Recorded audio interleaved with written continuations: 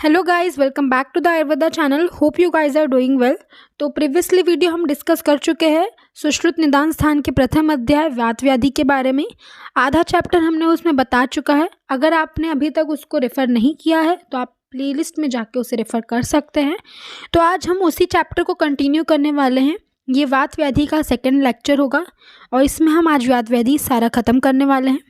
तो प्लीज़ ध्यान से देखेंगे। अगर आपने प्रीवियसली रेफ़र नहीं किया है तो प्लीज़ मैं दोबारा रिपीट करें, उसको रेफ़र कर लीजिए तो आपको ज़्यादा अच्छा समझ में आएगा। बढ़ते हैं आगे। लास्टली हम कहाँ पे रुके थे? हमने सारा डिस्कस कर लिया था। आज हमको क्या डिस्कस करना है? वात से होने वाले जो भी व्याधियाँ हैं उनको हम डिस्कस करेंगे, उनके कारण, उनकी संप्राप्ति, उनके लक्षण। तो बढ़ते हैं आगे और देखते हैं। तो सर्वप्रथम यहाँ पे वात रक्त कारण को देखेंगे।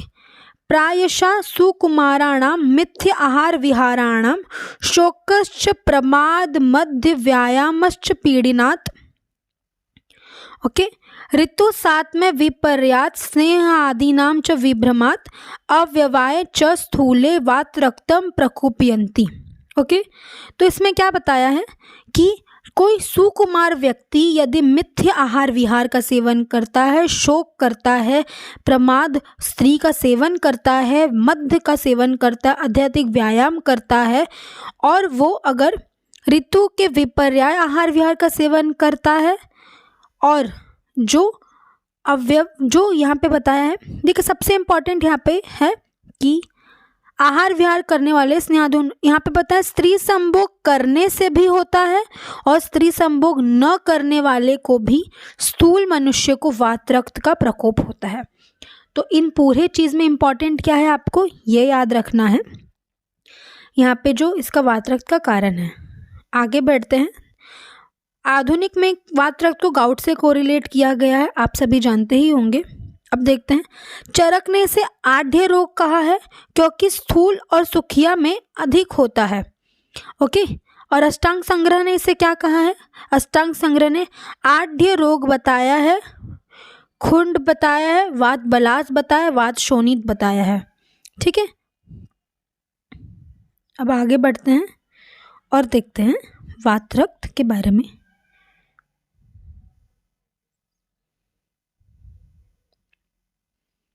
अब हम इसकी संप्राप्ति देखेंगे। संप्राप्ति में बताया हाथी घोड़ा ऊंट पर बैठकर चलने से तथा अन्य शीत रूक्ष आदि कारणों के सेवन करने से वायु प्रकोपित होता है एवं तीक्ष्ण उष्ण लवण क्षार शाक आदि भोजन पदार्थ के सेवन से संताप आदि से अधिक सेवन करने से शीघ्र ही रक्त। तो वात रक्त दो शब्द से बना है, वात प्लस रक्त। तो अब हम वात का निदान का सेवन करेंगे तो वात प्रकोपित होगा, रक्त के निदान का सेवन करेंगे तो क्या होगा? रक्त प्रकोपित होगा। ठीक है। तो इसमें क्या होगा फिर? दूषित रक्त शीघ्र संचारण करने वाले वायु के मार्गों को अवरोध करता है। वात बढ़ता है, रक्त बढ़ता है, दोनों क्या करते हैं? रक्त वात के मार्गों को क्या करेगा? अवरोध कर देगा। ओके। दोनों अपने अपने निदान के सेवन करने से इसका अवरोध कर देता है। इसी तरह रक्त द्वारा मार्ग का निरोध होने से अत्यार्थ क्रूध होकर अत्यंत उद्धृत दूषित हुए रक्त को शीघ्र ही दूषित कर देता है। अब जब यहाँ पे देखिए, वात अपने रास्ते से जा रहा था, रक्त बढ़ा निदान के सेवन करने, रक्त ने इसके मार्गों का अवरोध किया, इसको क्या आ गया? वात को गुस्सा आ गया। अब वात भी एकदम तेजी से अत्यंत क्रूध होकर वात भी प्रकोपित हो गया और क्या कर दिया उसने? फिर रक्त को दूषित कर दिया, अपनी दुश्मनी उसने निकाल दी। उसने क्या कर दिया? रक्त को दूषित कर दिया। इसी तरह से दूषित वायु से मिला हुआ वह रक्त वायु की प्रबलता होने के कारण वात रक्त कहलाता है। वात ने रक्त को दूषित कर दिया, इसी तरह क्या हो गया? वात रक्त कहलाता है। ओके। तो ये आप लोग ने देखा संप्राप्ति। अब बढ़ते हैं आगे। अब यहाँ पे बताया है कि वात और रक्त की दृष्टि की प्रधानता से क्या होता है? दोनों पाँव में स्पर्श का तीव्र एक मिनट, तीव्र असहिष्णुता होगा, सुई द्वारा चुभने जैसी वेदना होगी, त्वचा के फटने से होगा प्रतीत होगा, शुष्कता होगा, ज्ञान का स्पर्श का नाश होगा, पित्त तथा रक्त की दृष्टि की प्रधानता से होने वाले वातरक, दोनों पाँव में तेज दाह, अधिक गर्मी, लाल रंग, सूजन, पीलापन। जो वात के लक्षण है, जो रक्त के प्रकोपित और रक्त के साथ जो पित्त के लक्षण है, क्योंकि पित्त किससे उत्पन्न हुआ है, रक्त से उत्पन्न हुआ है, तो इन दोनों के लक्षण जैसी उत्पत्ति होगी। आगे बढ़ते हैं पूर्व रूप की तरफ।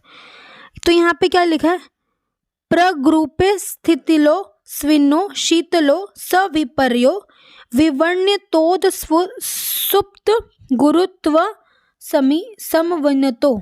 तो यहाँ पे देखो क्या है, पूर्व रूप में दोनों पाँव में स्थितिलता उत्पन्न होगा, स्वेदयुक्त होगा, शीतलता उत्पन्न होगा, सभी पर्याय मतलब कभी कभी इसका उल्टा भी हो जाएगा। इंपॉर्टेंट है, आप इसको कैसे याद रखेंगे, आप लिखेंगे साइड में S4 आपको याद रखना है। पूर्व रूप वात रक्त में क्या है, S4 याद रख लेंगे, S4 याद रख लेंगे आप वात रक्त की पूर्व रूप में। एक S से स्थितिलता, स्विन मतलब स्वेद, शीतल, सवि पर्याय। ओके, तो आपको ये रेफरेंस में आ सकता है श्लोक कि प्रग्रूपे स्थितिलो स्विने शीतलो सवि पर्याय किस चीज़ का पूर्व रूप है। वात्रक दे देगा, अर्दित दे देगा, पक्षाघात दे देगा, दंडालसक, ये सब हो सकता है आपके ऑप्शंस में, तो आपको ये याद रखना है। फिर वैवर्णता, तोद, ये तो आपको पता है कि वात के ही हैं, तोद होगा, गुरुत्व, ये सब क्या होंगे, तो ये सब तो नॉर्मल है, ये नहीं है, इम्पॉर्टेंट ये है। अब आगे बढ़ते हैं। पादयो मूल, यहाँ पे देखिए क्या इम्पॉर्टेंट है, आँखों विषमीव, ये क्या होता है। अब यहाँ पे बताया है कि वातरक्त जो होता है पावों अथवा हाथों के मूल अंगुलियों में होता है, आश्रय लेकर क्रुद्ध होकर, आँखों मतलब चूहे, आँखों क्या होते हैं, चूहे के विष के समान सारे देह में फैल जाता है।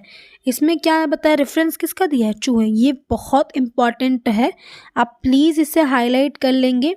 आँखों विषमिव क्या होता है, आँखों विषमिव कि वो चूहे के विष के समान सारे शरीर में फैल जाता है। ओके, अब बढ़ते हैं आगे कि यहाँ पे इसकी साध्यता के बारे में बताया। अचानुस्फुटितम यच्च प्रभिन्नम प्रस्तुप्तम च यत् उपद्रवश्च यज्जुष्टम प्राण मांस क्षयम आदि भी। ओके, और क्या है, शोणितम तद साध्यम स्याद्याप्यम। तो ओके, इसमें क्या बताया है आप याद रखेंगे,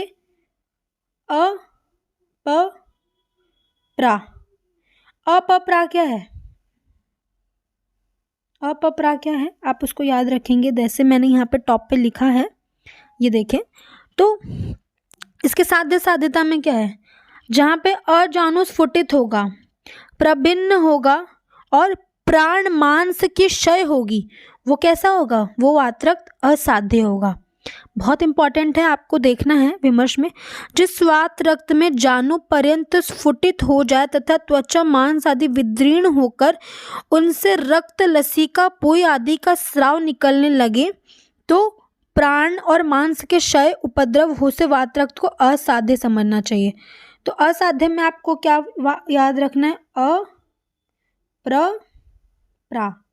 अपप्रा क्या है, अजानुस्फुटितम प्रभिन्न है, प्रस्तुप्त, प्रभिन्न, प्रस्तुप्त, और प्राण और मांस का प्रा से प्राण और मांस का क्षय, ऐसा वातरक्त को असाध्य समझना चाहिए।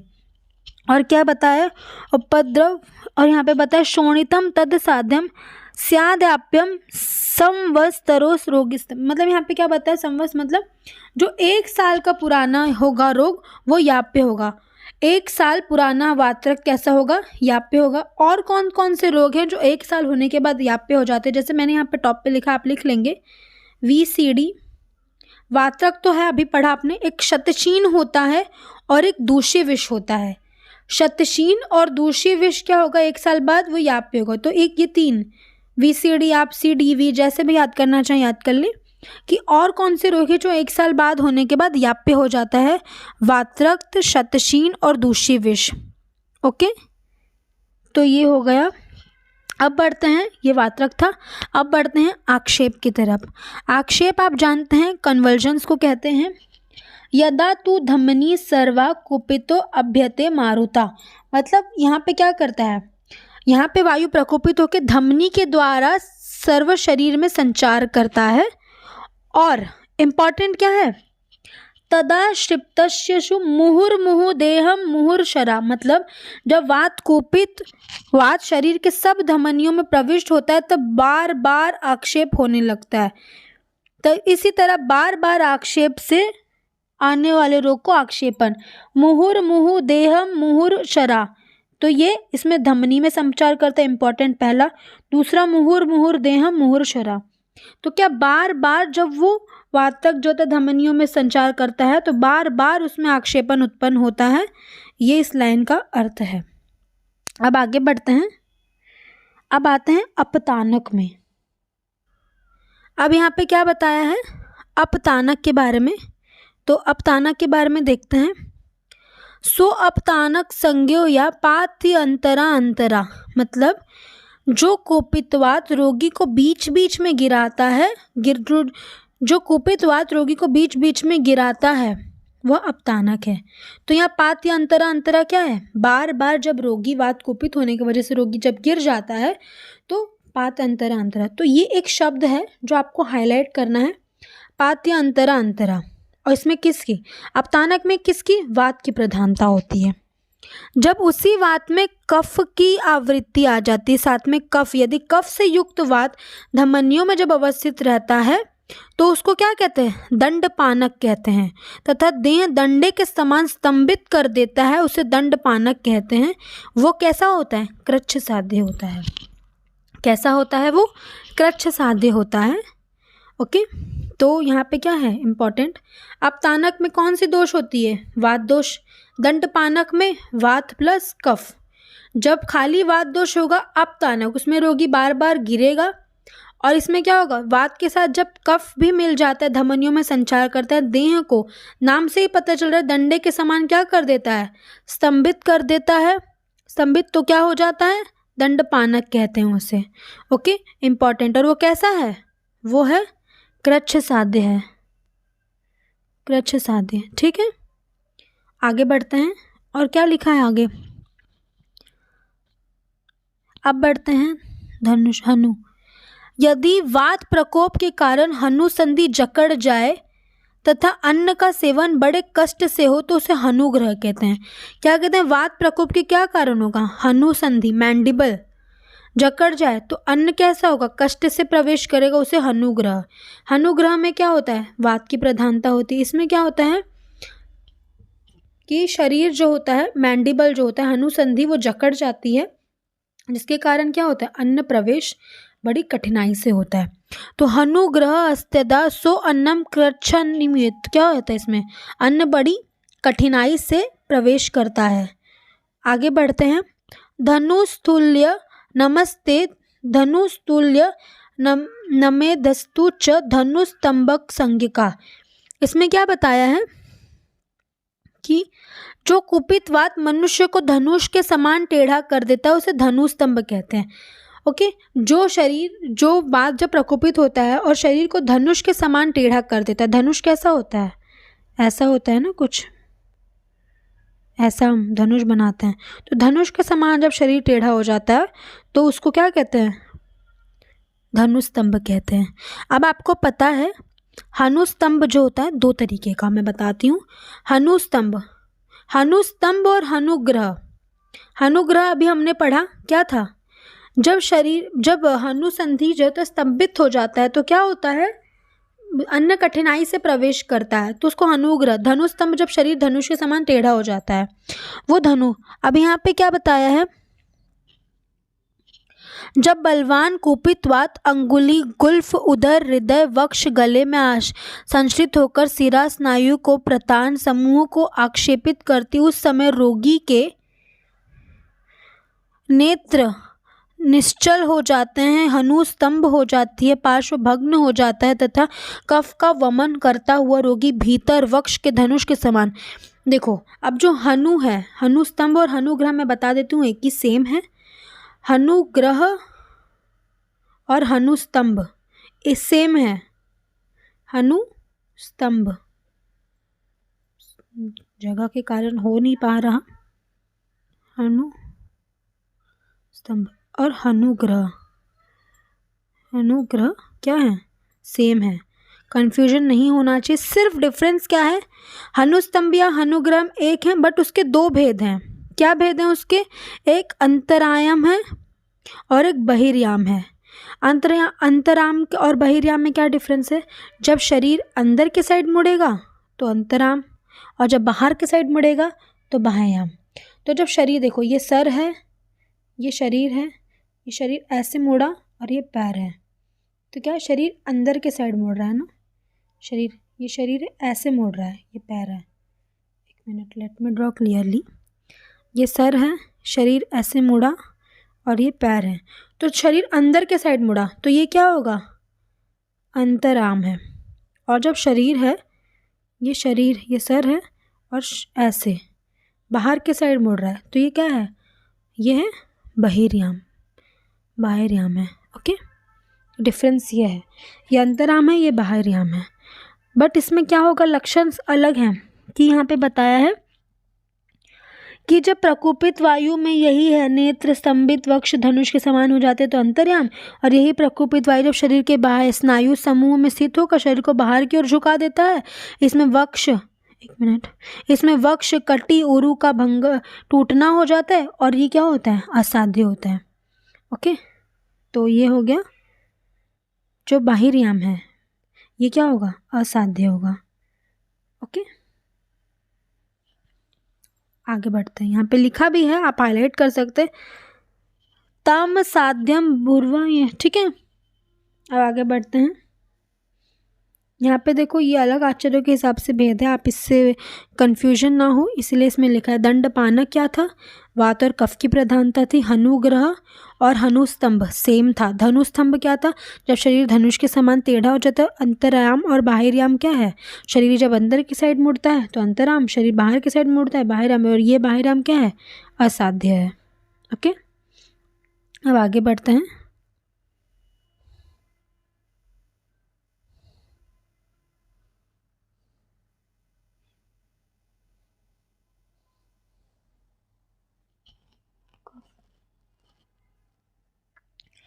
अब आगे बढ़ते हैं। यहाँ पे है श्लोक में कि हमने पीछे आक्षेपण पढ़ा तो उसके भेद यहाँ पे बताएं। 4 प्रकार के भेद है, वातज, पित्तज, सॉरी लेट मी क्लियर, एक प्योर वातज होता है और एक वात के साथ पित्त मिला रहेगा, एक वात के साथ कफ मिला रहेगा और एक क्या होगा, अभिघातज होगा।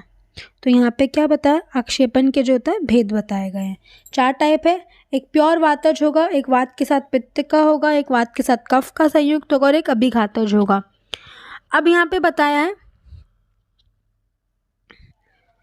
अब दूसरे श्लोका में यहाँ पे क्या बताया है कि कौन से अवस्था में अपतानक रोग को असाध्य बताया। गर्भपात निमित्तश्च शोणिता अतिस्रावश्च अभिघात निमित्तश्च च सिद्ध अपतानक। तो क्या बताएं यहाँ पे कि आप इसको याद रखेंगे, गैस, जी से गर्भपात निमित्तश्च, ए से अभिघात है और एस से शोणित का स्त्राव। इस अवस्था में अपतानक क्या होगा, असाध्य होगा। ओके, अब आगे बढ़ते हैं। अब बताया है पक्षाघात के बारे में।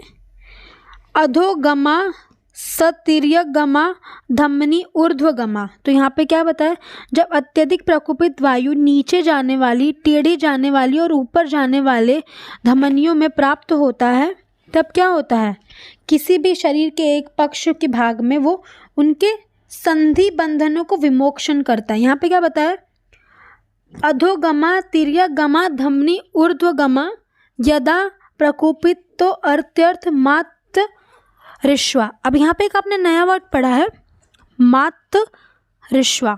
आप ये वात के लिए बताया, आप इसको प्लीज़ हाईलाइट कर लेंगे कि यहाँ पे एक वात के लिए कौन से वर्ड का प्रयोग किया गया है, मातृश्वा। तो प्रपद्यते, यहाँ पे क्या बताया कि जो वात प्रकोपित होकर ऊपर जाने वाली, टेढ़ी जाने वाली, नीचे जाने वाली धमनियों में प्राप्त होता है और ये शरीर है इसके किसी एक भाग में क्या करेगा, शरीर के किसी एक भाग में वो वहाँ पे आश्रित करके वहाँ के संधि बंधनों को विमोक्षण करेगा। संधि बंधन विमोक्षयन, यहाँ के संधि बंधनों को क्या करेगा, विमोक्ष करेगा और वहाँ पे क्या उत्पन्न करेगा, पैरालिसिस करेगा। ओके, और यहाँ पे क्या बताया है, उसकी साध्य साध्यता में आप इसे हाईलाइट करेंगे। केवल वात के प्रकोप से जो पक्षाघात होता है वो क्या होगा, कृच्छ साध्य। शुद्ध वात हंतम पक्षम कृच्छ साध्यतम, यहाँ पे बताया कि जो शुद्ध वात से होगा वो कैसा होगा, कृच्छ साध्य होगा, और जो पित्त आदि अन्य दोषों से युक्त होंगे वो पक्षाघात क्या होगा, साध्य होगा। साध्यम अन्यन संसृष्टम असाध्यम क्षय हेतु, यहाँ पे क्या बताया, जो संश्लिष्ट होगा, दो धातुओं से होगा वो कैसा होगा, साध्य होगा, और जो और जो रक्त आदि धातुओं के क्षय होने के कारण होंगे वो कैसा होगा, असाध्य होगा। तो प्योर वात वाला कैसा होगा, कृच्छ साध्य होगा। जो द्विंदज होगा संश्लिष्ट वाला वो कैसा होगा, वो साध्य होगा, और जो रक्त धातु के क्षय के कारण जो होगा वो कैसा होगा, असाध्य होगा। ओके, ये बहुत इंपॉर्टेंट है, आपको याद रखना है। अब बढ़ते हैं आगे, और देखते हैं अपतंत्रक के बारे में। अपतंत्रक है वायुर ऊर्ध्व वर्जते स्थानात कुपितो हृदय शिरम शंखोच। अब यहाँ पे क्या बताएं, कुपित वायु ऊपर की ओर जाकर हृदय, सिर तथा शंख प्रदेश में प्रवेश करती है और उन अंगों को पीड़ित करती है और उसे अशिप्त करती है, नमा देती है, जिससे रोगी क्या कर लेता है, रोगी क्या करता है, नेत्र बंद कर लेता है और चेष्टा रहित हो जाता है, स्तबाक्ष हो जाता है। और यहाँ पे क्या बताया, कबूतर के समान कूजन करता है। कबूतर के समान क्या करता है, कूजन करता है। इंपॉर्टेंट क्या है यहाँ पे, निमीलिताक्षो नीचेष्टा स्तबक्षो वा अपि कूजिता, यहाँ पे क्या करता है, कबूतर के समान कूजन करता है। इंपॉर्टेंट, इसमें कौन सी दोष की प्रधानता होगी, वात और कफ की। ये आप साइड में लिख लेंगे, आपको याद होना चाहिए। क्वेश्चन आता है कभी कभी कि अपतंत्रक में कौन से दोष की प्रधानता होती है। अब आगे बढ़ते हैं मन्यास्तंभ पर।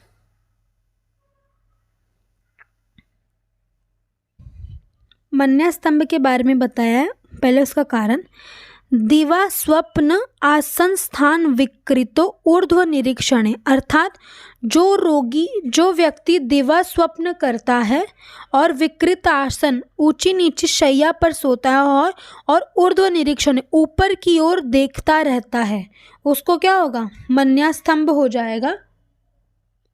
मन्यास्तंभ प्रकुरते च एवं श्लेष्म आवृता, इसमें क्या होगा, वात और कफ की प्रधानता होगी। तो इसका कारण क्या बताया है, दिवा स्वप्न करने के कारण और ऊंची नीचे आसन पर सोने के कारण और ऊर्ध्व निरीक्षण ऊपर की ओर देखने के कारण होता है। ओके, अब आगे बढ़ते हैं अर्दित से, अर्दित पर बढ़ते हैं। इसमें पहले आया है अर्दित के कारण को देखेंगे।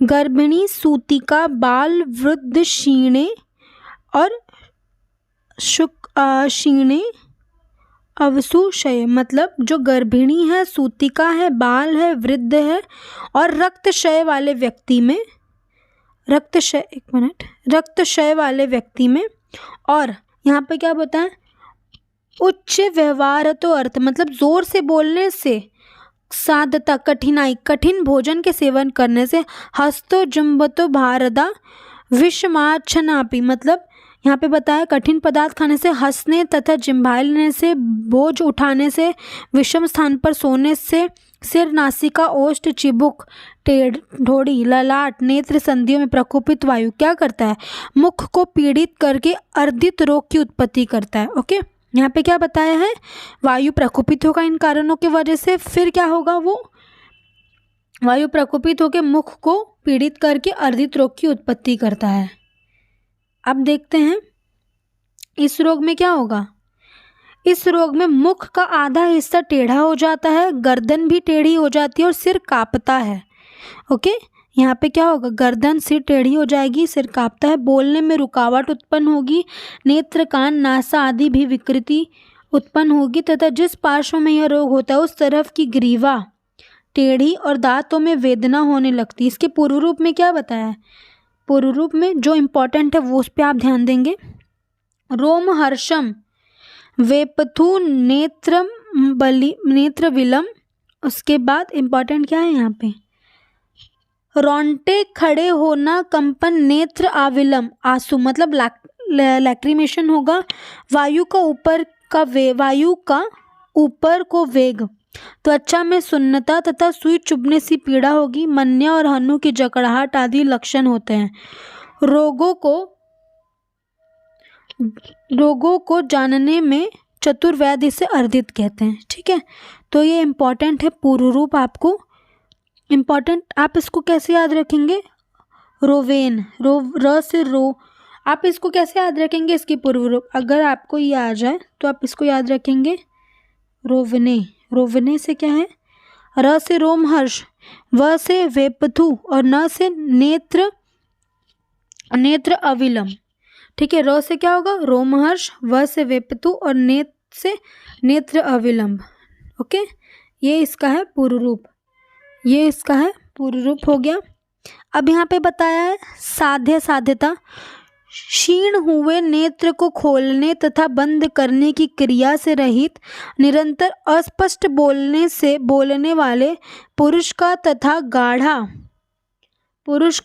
गाढ़ा भयंकर रूप से उत्पन्न एवं 3 वर्ष का पुराना कैसा होगा, असाध्य। तो इसमें क्या बताया, जो नेत्र को बंद नहीं कर पाते, खोल नहीं पाते, निरंतर उनमें से अस्पष्ट बोलते हैं, लैक्रिमेशन होता है, उसमें बंद करने में दिक्कत होती है, और कितना बताया 3 वर्ष के पुराना अर्दित कैसा होता है, असाध्य बताया। इसको बताया ये असाध्य के लक्षण हैं, आप इसे याद रखेंगे। अब बढ़ते हैं आगे गृध्रसी पे। अब यहाँ पे गृध्रसी में बताया है पाषिण प्रत्यांगुली नाम तु कंडरा या अनिलार्दिता सक्थिना श्वेप। यहाँ पे देखिए, यहाँ पे क्या इंपॉर्टेंट है कि पाषिण अर्थात इसमें क्या है, जो पैर की एड़ी होती है और जो पैर होती हैं उसके सारी अंगुली की जो कंडराएं होती हैं उनमें वात जब प्रकोपित हो जाता है तो उसमें फ्लेक्शन संकुचित करने में दिक्कत नहीं हो पाता, तो जिसके कारण क्या होगा, जिसके कारण गृध्रसी रोग होते हैं। इसे सियाटिका भी बोलते हैं आधुनिक में। अब आगे बढ़ते हैं विश्वाची। देखिए इसमें क्या होगा, पैर में, ये गृध्रसी किस चीज़ का रोग है, पैर का है। और जो विश्वाची है तल प्रत्यांगुली नाम तु कंडरा बाहुपृष्ठता, इसमें क्या बताया है, बाहुपृष्ठता, व से विश्वाची और व से बाहु, आपको याद रखना है।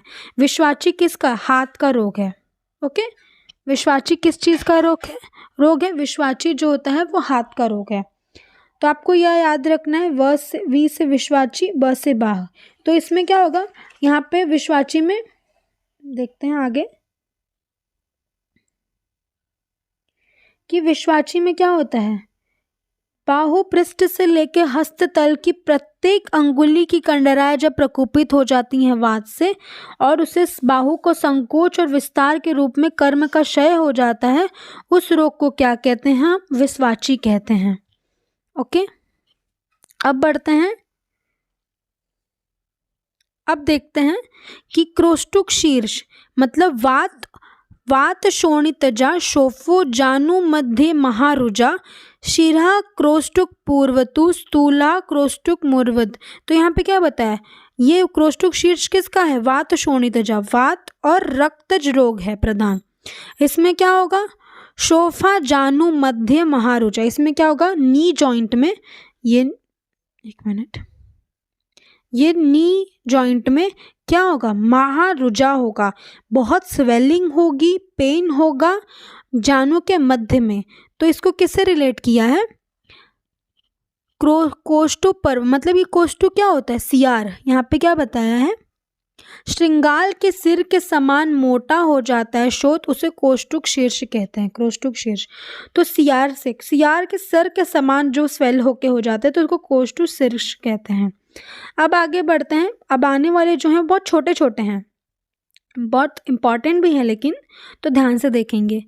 वायु कट्या स्थिता सक्थिना कंडरा मक्ष। यहाँ पे क्या बताया, खंज और पंगु। प्रकोपित वायु कटी प्रदेश में स्थित होकर सक्थि टांग की कंडरा सिरा स्नायु नाड़ी को आक्षिप्त कर देती है। तब मनुष्य खंज, जिसको एक पैर होता है एक नहीं होता, वो क्या है, खंज, जिसको दोनों पैर ना हो। बढ़ते हैं आगे और देखते हैं कलाय खंज के बारे में।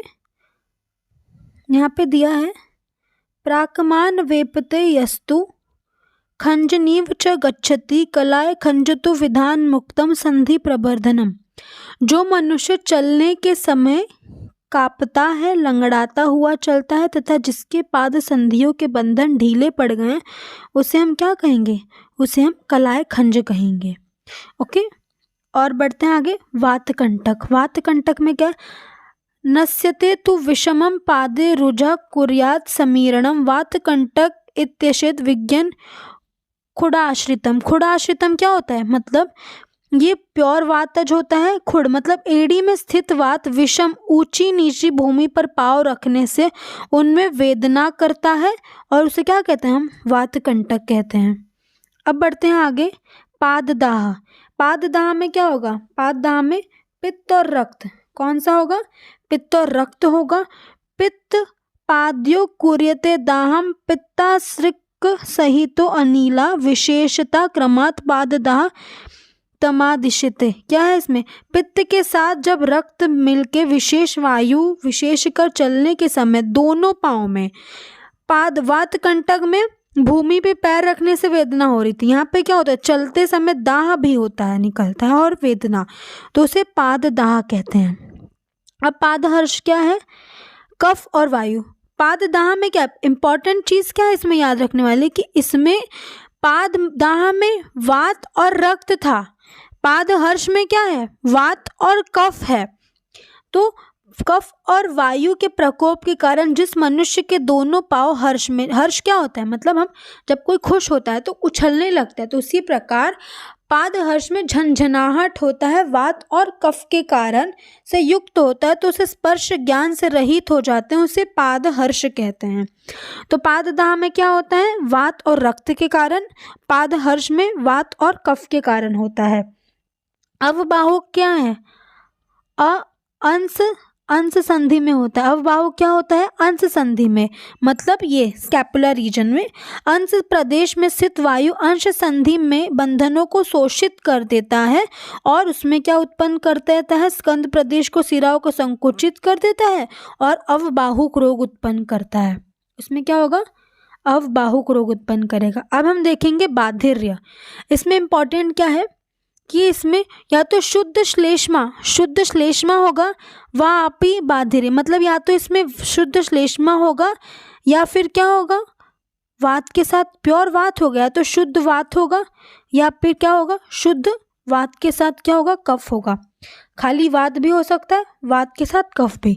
जब शब्द वहन करने वाले स्रोतस में शुद्ध केवल वात अथवा कफ के साथ वात अवस्थित हो जाता है तो बाधिर्य क्या होता है, जो सुन नहीं पाता, तो उसको बाधिर्य बोलते हैं। या तो खाली वात होगा या वात के साथ कफ दोष प्रकोपित होगा और व्यक्ति सुन नहीं पाता है तो उसे बाधिर्य कहते हैं।